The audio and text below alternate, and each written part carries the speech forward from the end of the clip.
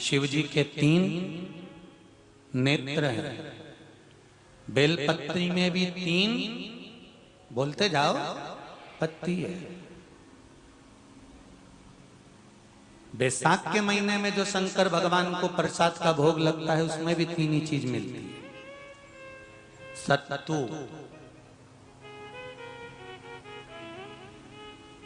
कोई दूसरे महीने में बनता है? जम के तो बोलो नहीं। कब बनता है? यही बैसाख के महीने में।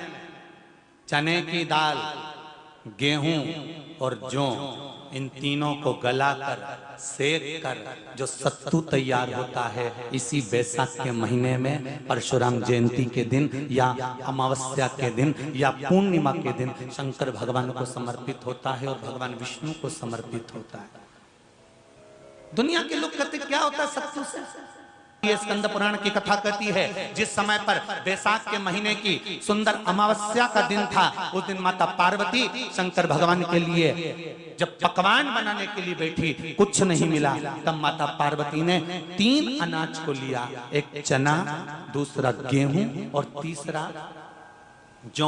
इन तीनों को भींग रहे थे, उसको लेकर आए गंगा जी में से, उसको सेक कर माता ने अंगीठी पर और उसका जो सत्तू बनाकर शिव को दिया। शंकर भगवान ने कह दिया, सुन पार्वती, ये सत्तू नहीं, ये मेरी औषधि है। बैसाख के महीने में जो खाएगा वो जिंदगी भर रोएगा नहीं, शरीर से स्वस्थ होगा। अब उसको लोगों ने हंसी खेल में ले लिया। सत्तू का क्या काम, मम्मी हम नहीं खाएंगे, बड़ा पूरा। शिव जी का एक एक चीज,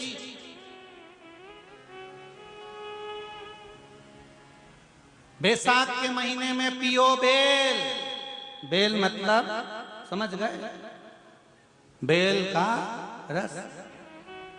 बैसाख के महीने में पियो बेल और शरीर को रखो ऑलिव बेल। पियो सत्तू 12 महीने खाओ मत खाओ। कौन सा महीना? बैसाख के महीने में सत्तू जरूर खाओ। और सत्तू चाइना से नहीं आएगा, इंडिया में ही बनेगा और बना भारत में ही।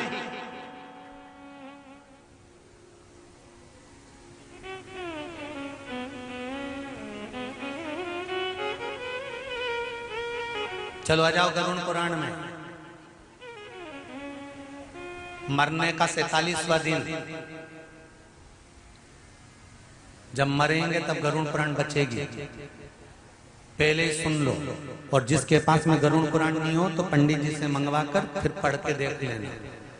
मरने के 47वें दिन, 47 डेज, 47वें दिन किस चीज का दान तुम्हारे सामने आता है?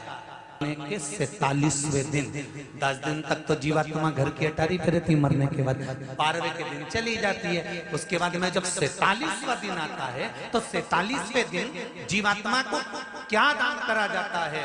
व्यक्ति ने क्या पुण्य करा होता है कि उसको नरक नहीं भोगना पड़ता, बेतरनी नहीं भोगना पड़ती और सीधे बेतरनी से पार उतर जाता है। वो किस चीज का दान है? तो कहा शिव महापुराण में, गरुड़ पुराण में, कि वो सत्तू का दान है जो बैसाख महीने में करा जाता है।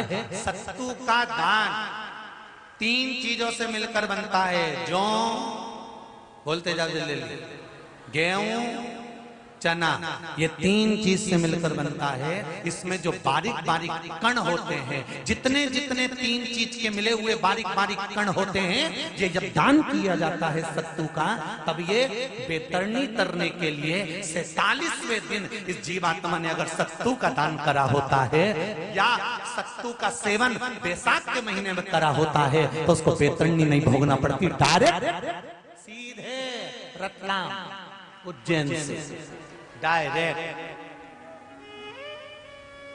किस किस के यहां बनता है सत्तू?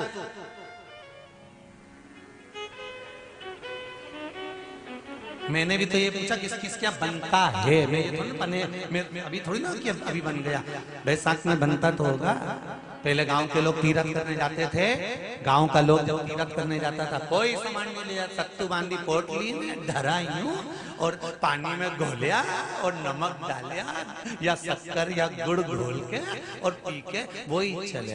आज के अब जब सैनिक युद्ध करने जाता है, थक जाता है, बहुत थकान हो जाती है, जब उससे देखा जाता है तो सैनिक का जो कमांडर होता है वो सत्तू मंगवाता है और गिलास में घोल घोल कर पूरी सेना को पिलवाकर फिर युद्ध में उतार देता है। फिर युद्ध साधारण नहीं है महाराज।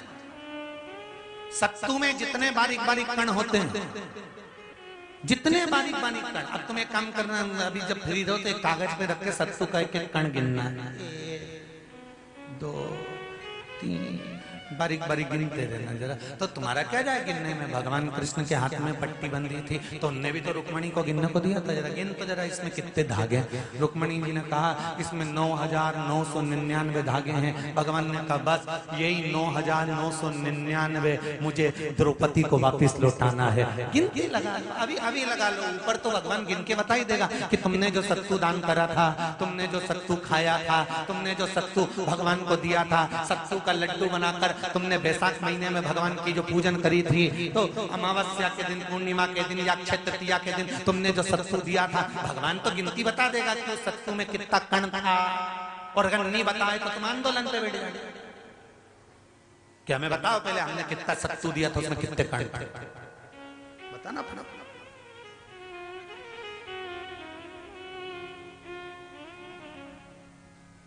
एक शिव की आराधना में चांगुना ने 1 लोटा जल भरा, उसमें थोड़ा सा चंदन डालकर बेलपत्री के वृक्ष के नीचे ले जाकर डाल देती, थोड़ा सा जल बचाकर शिव जी को डाल देती। शंकर भगवान ने एक दिन चांगुना के सामने मन में विचार प्रकट करा और पार्वती जी से कहा, पार्वती एक बात समझ में नहीं आती, आधा जल ये बेलपत्री को देती है, आधा जल मुझे देती है, जब आधा जल मुझे देती है तो मुझे बड़ा गुस्सा आता है।